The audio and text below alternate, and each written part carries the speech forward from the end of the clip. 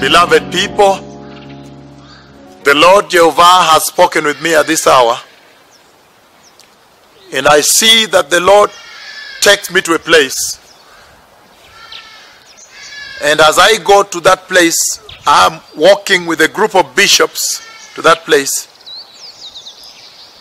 and then all of a sudden,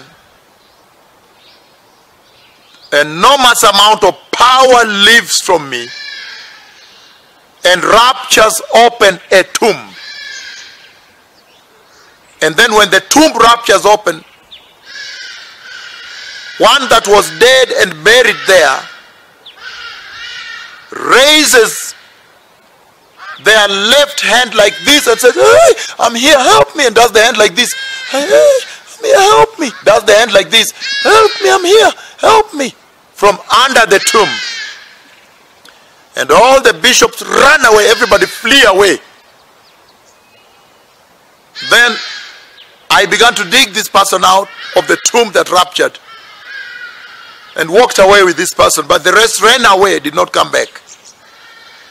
The Bible speaks about the latter glory and the latter anointing.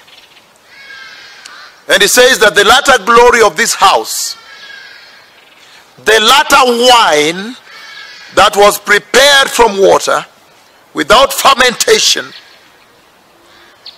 would be a stronger wine. And in the book of John chapter 2 verses 1 to 11, when Jesus converted water into wine, the chief guest of the banquet, he asked, and he said, most people bring out their choicest wine first and share it with the guests, and then they bring out the cheaper wine later. But for you, you have kept back the choicest wine and only released it at the end. In this land, we have seen the resurrection of the dead decomposing corpse called Mama Rosa, stinky and smelly, that the Lord sent me to resurrect, to speak about the hour and the coming of the Messiah, the coming of the King. They need to prepare the way in urgency, with urgency, in a timely manner.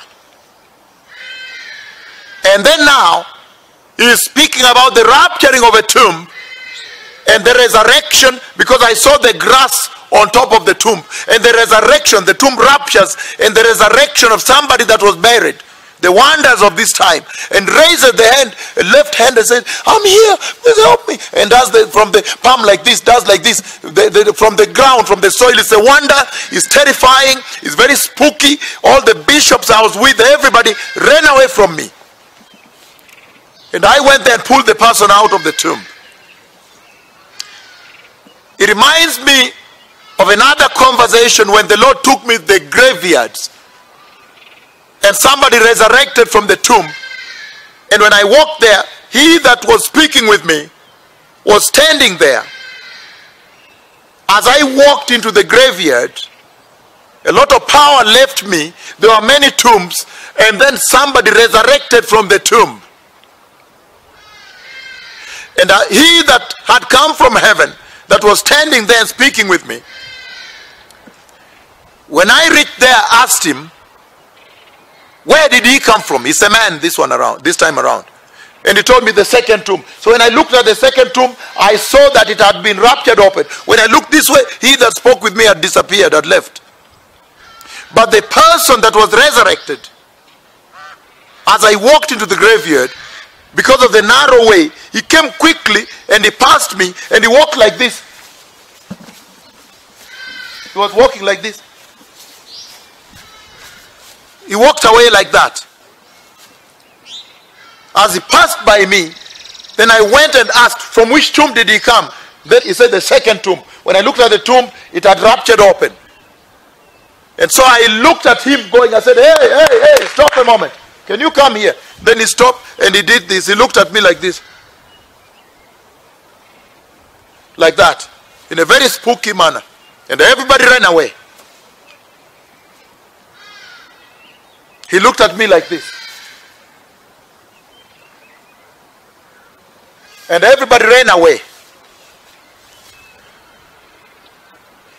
You have kept the choicest wine and only brought it out at the end. But most people bring out the choicest wine first and share it and serve it.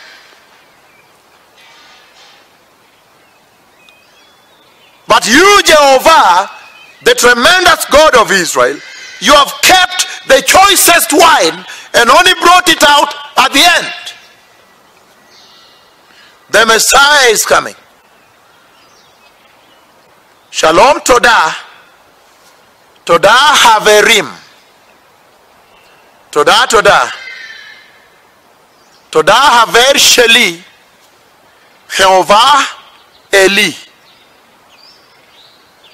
The Messiah is coming. Prepare the way.